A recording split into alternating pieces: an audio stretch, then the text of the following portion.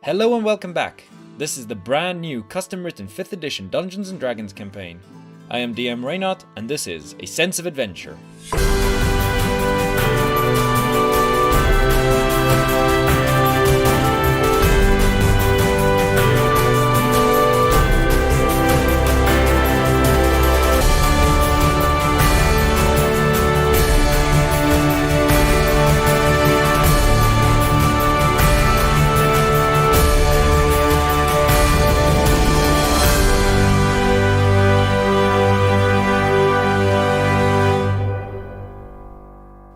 In today's episode, we meet the first of our adventuring party, Jewlian Jest. A strange one, but a likely fellow nonetheless. He's a traveller, a singer, and a storyteller. Armed with his unique lute and a songbook, he declares his mission onto the world. Hello everyone, my name is Peter Crano. I'll be playing Jewlian Jest, the jester-like bard with a sense of adventure sort of forced upon him by his mentor, who is now unfortunately deceased. He is carrying on the legacy to become the world's greatest bard, and maybe get up to some mischief, but it's all for stories and songs, because a bard's tale does not start with him, it starts with the world around him. To master the skills his mentor was trying to teach him, he needed practice. His mentor left him with his most prized possession, a charmed spellbook filled with songs, stories, and bardic teachings gathered over a great many years, all of which Jewlian was determined to master. He thought it only fit to start his grand tour in the capital city of Mirador, the city of opportunity. Travelling from inn to inn, trying to find a patron that would give him the opportunity to perform, was slightly harder of a challenge than he anticipated. Everybody knows the Yawning Rabbit. Its grand ballrooms would make the perfect opportunity to be seen. One would think. But alas, a suspicious-looking fellow in a mask to cover his face seems a bit more ominous than most people would feel comfortable with. But the sisters denied his request, and so did many of the other establishments. The only gig he was able to find was a one-night trial at the Seabreeze Inn. A good name for an inn, but not a good inn at all. To the north, on the wooden docks that constantly get hammered by the waves of the ocean, you can find the Seabreeze Inn. It is a wooden-framed building, worn by the constant wet winds blowing in from the charmed water seas. The rooms out back are simple, cheap accommodation, mainly meant for sailors that spend the night before leaving on ships again the next morning, either still drunk or heavily hungover.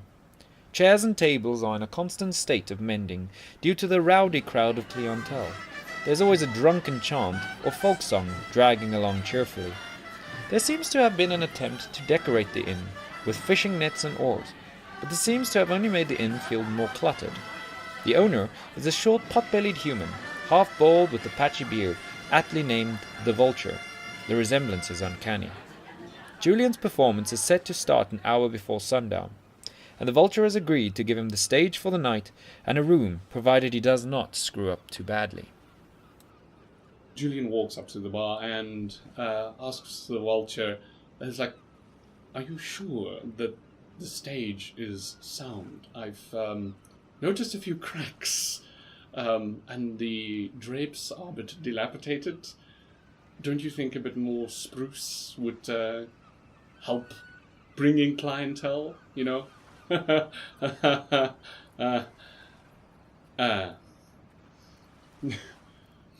The Vulture would reply by looking around in the room, cleaning out some of the glasses, looking around as like, "You're welcome to do with the stage what you like."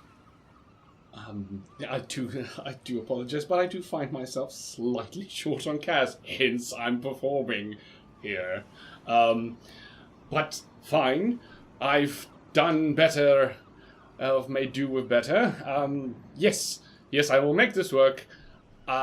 Where is the powder room where I might prepare for the performance? I gave you a room out back. Use that if you need. As for the people here, I don't think they'd mind if you fuck up anyway. Okay. Great. I'll then go to backstage. Okay. I walk onto the... okay. Julian proceeds to walk towards the stage area, inspecting it, like just trying to climb over the floorboards that look like they are about to collapse. He looks behind the curtain. Is there actually a backstage? There is no backstage. There's no backstage to the area, but there is probably a slightly built-out part of a stage, like just a raised dais or raised platform. To the right-hand side of the stage, there is a door that you can exit the establishment from out, like a fire escape, if it would be anything but that. But there are no curtains, really. As I said, it's just these fishing nets hanging from the stage kind of thing. The floor itself, the stage, is kind of sticky. As you walk around, it sticks around. I mean, you don't know whether it's beer, vomit, or just the wet atmosphere from being so close to the sea itself, but everything's wet and sticky. Well, okay. Seeing as the backstage is non-existent, moving is... Ugh. I think I will go sit outside and just find like some sort of bench just to tune my lute. Mm-hmm. Okay, so I proceed outside. You'll find that outside. Outside, relatively, is you're in the dock district of Mirador City. Mm-hmm. There is a lot of movement going in and out there. There are ships moving in and out. So there are deckhands moving, uploading, offloading ships. There are... shops and traders that do walk around selling stuff to people that are in the area. So there's a lot of movement. This is a very busy district. So you will definitely find some place to sit. Okay, so I think Julian will just find the nearest slightly out of the way place to sit and tune his lute until roughly the performance should start. Okay, what type of a performance are you going to be doing? I thought about doing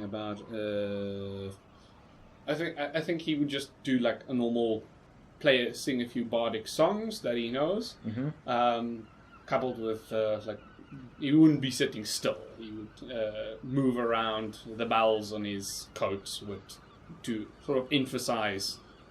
Does it get off the stage? Or does no. He would not okay. leave the stage okay. for the fear of getting completely mugged by anyone he passes by. Okay, the more when Julian starts his performance, the people in the bar think this is very weird and strange, as this weird creature. Character, you can call him, is moving around on stage, dancing around, very, how can we say this, animated. Yes, puppet-like. But the more they drink, the less they care. The more they sing and the rowdier they get. The more they enjoy this fantastic performance you are giving. Let's just give it a whirl. Let's do your first dice roll and see how your performance is going to look. How well my performance is doing. How well are you going to perform on your first dice roll of the game? Ha! 16! Plus, I think I'm proficient in this, so that would probably be a 23. Nice. After a few hours of a near-perfect performance, and keeping the crowd entertained, the rowdiness of the inn begins to surface. You see the door of the inn fly open, and a tower of a man walks into the bar. He slams his fist onto the bar and barks his order at the vulture. "Drink, now!" He reaches over to a smaller man sitting next to him's drink, picks it up and downs it in one gulp. Big mistake. The shorter man jumps up from his stool with lightning-quick reflexes and clocks him one in the jaw. The bigger they are, the harder they fall, an old adage proven true again as the tower of a man topples backwards and destroys the table behind him. This is all it takes to start an all-out bar brawl in this joint. It all happens so fast, you barely have time to react. Shocked, you stumble backwards away from the crowd and end up losing your footing and taking a tumble right off the side of the stage.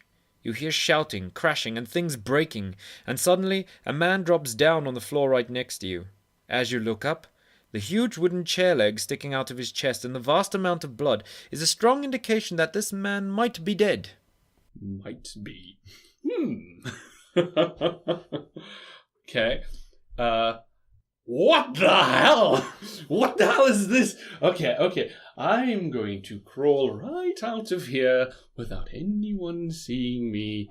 Julian would like to sneak out and not get punched in the face. He will return later to the vulture to reclaim his performance money. Okay. So There's no money guaranteed yet, but yes, well, he's hoping to get paid. Okay.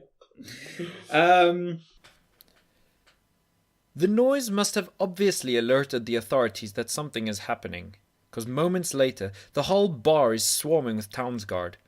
Immediately people stop fighting and start to scatter. You, out of the corner of your eye, notice specifically one guard looking in your direction.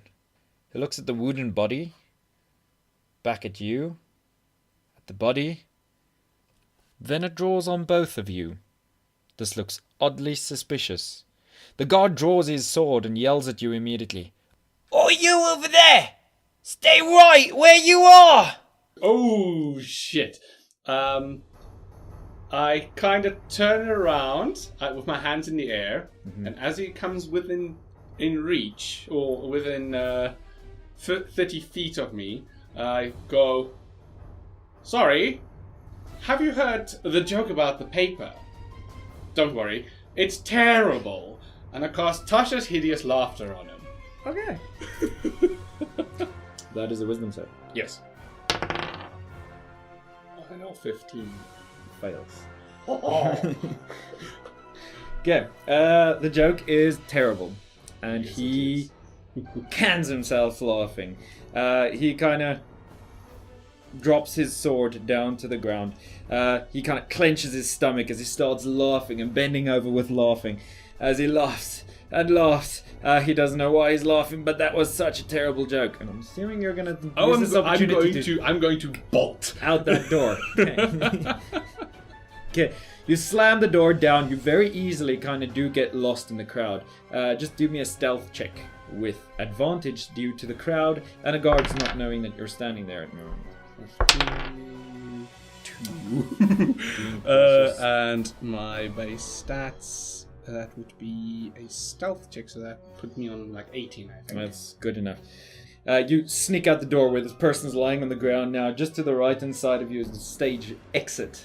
Excellent. Stage left. Okay. You smack that door open as the wind and it almost breaks off its hinges as you just start bolting down the road. You see more guards headed in that direction as the obvious raucous let the guards know that stuff is happening here. And they're starting to just spill in from every corner. And you kind of find a way to skulk into the shadows as you disappear. And you run down one of the alleyways next to the buildings. Shit, why does this shit always happen to me? I just want to get paid. I'm so bloody hungry. An outhouse. No. Barrel? No. I'd say the roofs and stuff here are not too hard to scale. So you'll probably find a barrel or two that you could just probably pop up and find yourself a roof or somewhere to kind of lay low on. Okay. Yeah, I think I'll try and semi-parkour off a barrel, off a wall, on the roof. That would not be too difficult to do, as there's a lot of stuff stacked up all over this place. This is, as you said, this is the dock district, so you can imagine that barrels and crates and stuff stand everywhere in this place. You can kind of just leisurely kind of parkour up this thing, but there's enough footing for you to find your way. You get up onto the roof and you kind of go lay low on the roof as you watch for a few hours as the guards move in and out and kind of arresting people, dragging them around. You listen as some of the guards walk by below you on the ground below, haven't taken notice of you yet, as they're pulling a few people that they have arrested and asking them about the events of the night and what's happened, about this death of this man.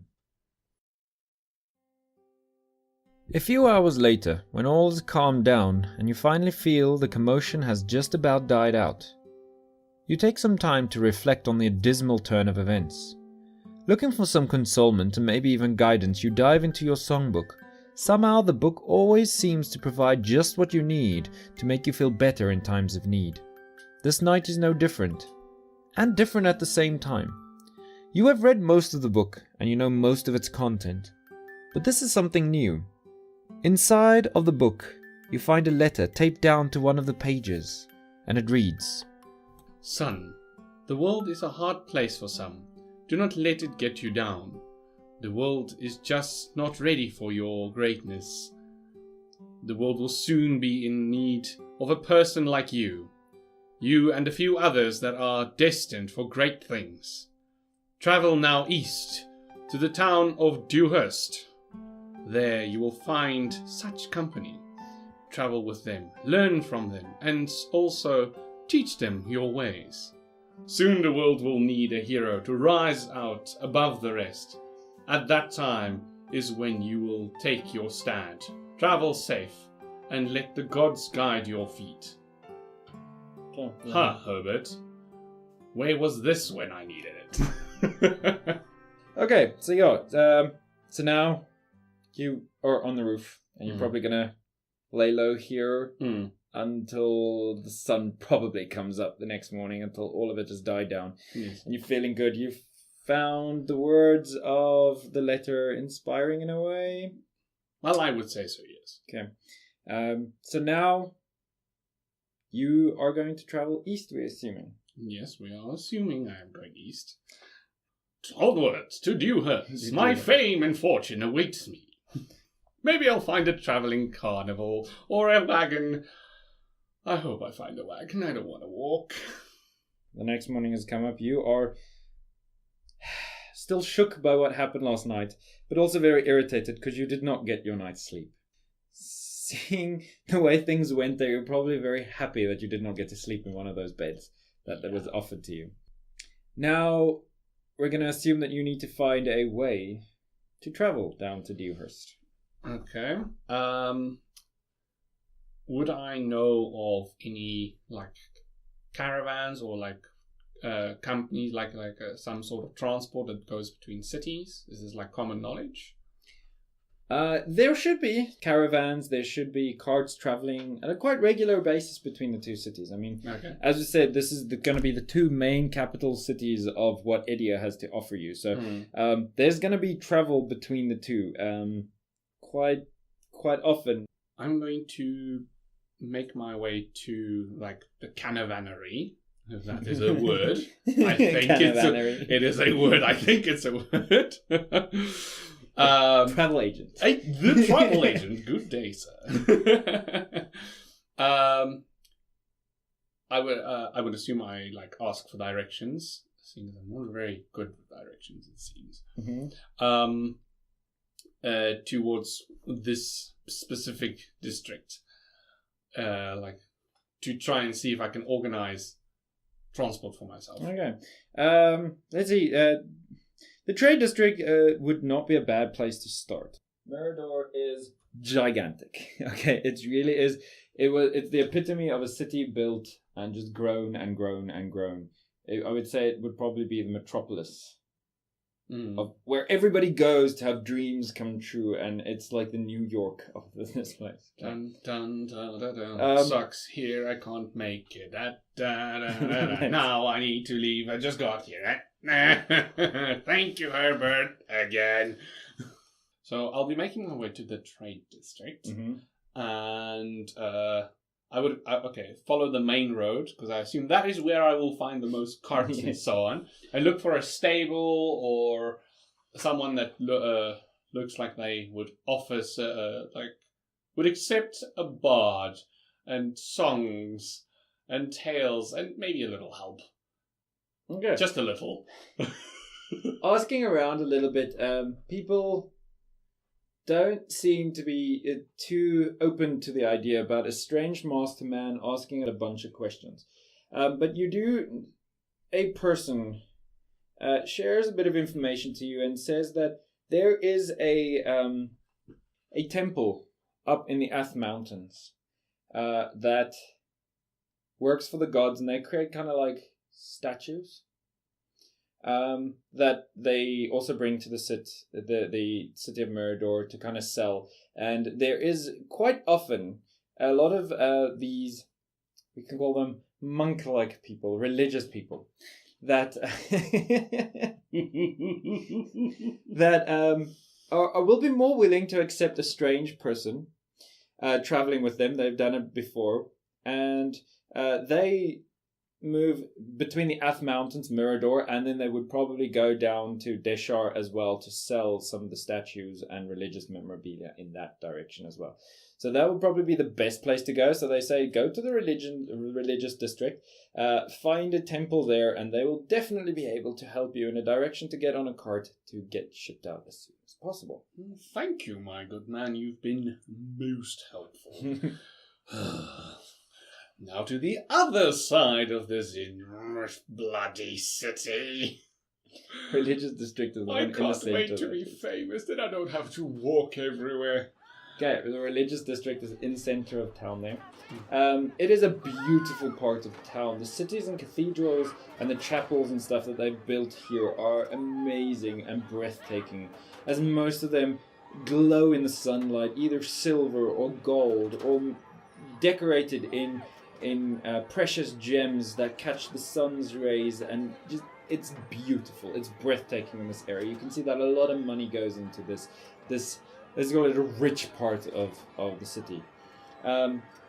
There are a lot of priests and clerics and religious people walking around in this area.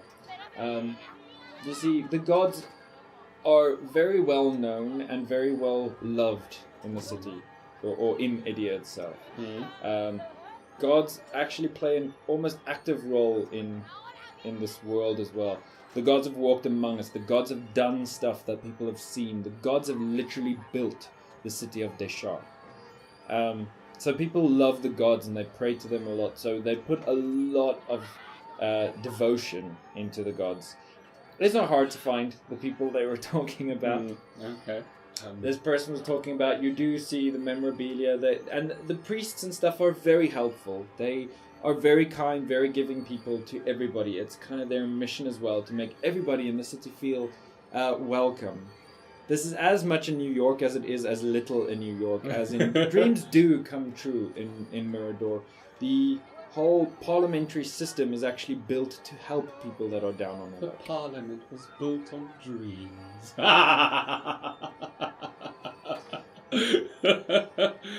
So they do try and help as much as they can. It's not that hard to sweet talk a few people, and yeah, you will on the next morning you'll probably be able to get on a cart and get transported as far down or far east as you probably need to go, all the way to the city of Deshar if you have to.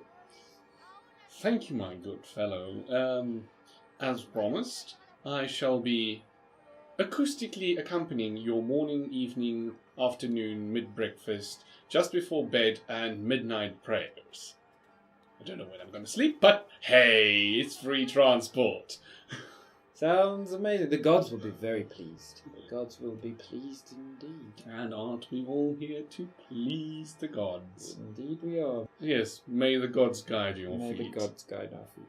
So yeah, we can say that you can find a place to sleep at night. Okay. Probably don't. The priest will probably help you out with that as well, and put you up with some lodging to sleep. You still walk around with a bit of trepidation because of what happened last night, and the guards. You don't know how much the guards actually saw of you, and so you don't know at what point the guards will actually identify you in this town. So you kind of still feel a little bit watched in this area, in the city. Well, my colourful robes does not do me any favours. Exactly, and the mask is a quite identifying feature. But as you say, you don't know how much they've seen and what they don't know. They just saw you standing over them. You feel like they're out to get you, whether they are or not. You don't know. Stop watching me. So the priests, the priest will probably give you a place to sleep at tonight. It's not the best accommodation. It is. It's clean, it's nice, it's comfortable, but it's not luxurious in any way, shape, or form to what Julius is hoping to get.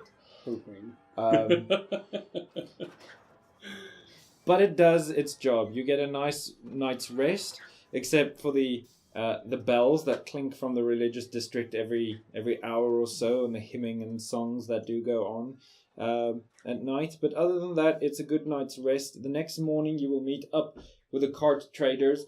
These traders themselves do not look like religious people themselves. If you didn't know any better, they probably look like a bunch of bandits on these carts. Traveling with a few boxes on the back of their carts. I would say only 2 of them are properly dressed in their religious garbs. Full white robes, little boxy little helmets on the top of their heads. The rest of them kind of do look like bandits. Okay. Traveling with their crates on the back of the carts, being pulled by 2 donkeys. Fantastic. It'll take a few days to travel, but that's what they're gonna give you. And yeah, so the 2 donkeys, and then obviously by fighting out is the crates on the back of the cart is all filled with statues that the monks have created up in the Ath Mountains. Okay. And they head off almost at sunbreak. The cart goes and whoosh, whip the donkeys, and there you start traveling at a slow pace through the city of Mirador, out through the districts as you can identify them one by one. You approach the walls of Mirador as the guards stand on the side of the walls, and you kind of find it necessary to hide yourself. You pull your cloak over your head as you pass through the massive gates of Mirador. And the stone roads slowly start, or the paved roads slowly start turning into gravel roads that are traversed quite often. And there you go, off into the wilderness you travel, the open fields and plateaus. And you've got a few days of travel ahead of you now. So as Julian would be sitting on the back of this cart, he would, whenever his nervous tics would obviously kick in, would subconsciously be playing just like a melody to calm himself. Whether that has an effect on his on anyone else, it might clash with their incisive and annoying humming and praying, but Julian would tolerate it, and behind the mask growl and pull faces, but the mask is smiling. Always smiling. Smiling with content. Smiling with content. I'm so bloody freaking happy.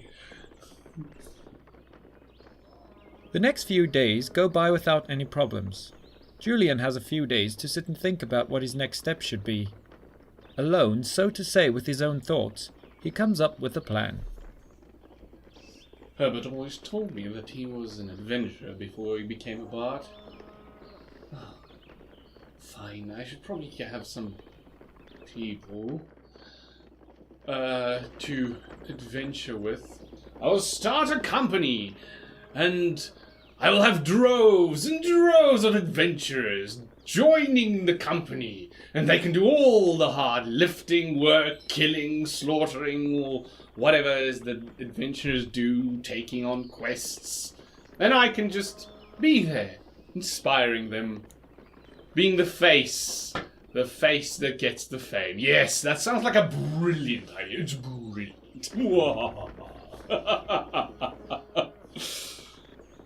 I'll call it, what shall I call the company? The Serpent's Song. That sounds fantastic. Travelling from town to town, Julian devised the best plan he could think of. He managed to swindle a box from an apple merchant, and so started his captivating performance atop a wooden apple box.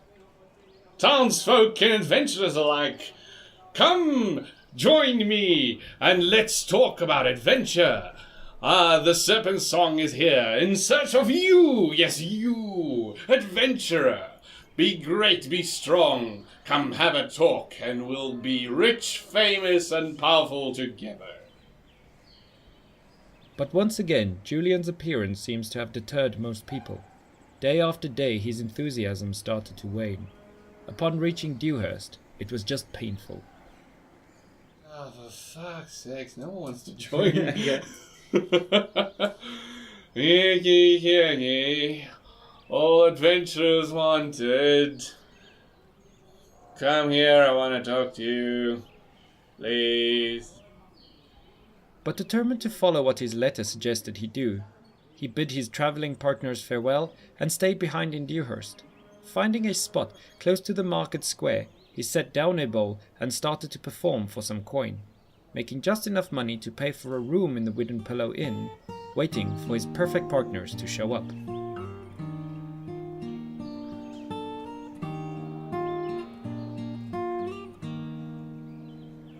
Madam, this is not money, this is an onion!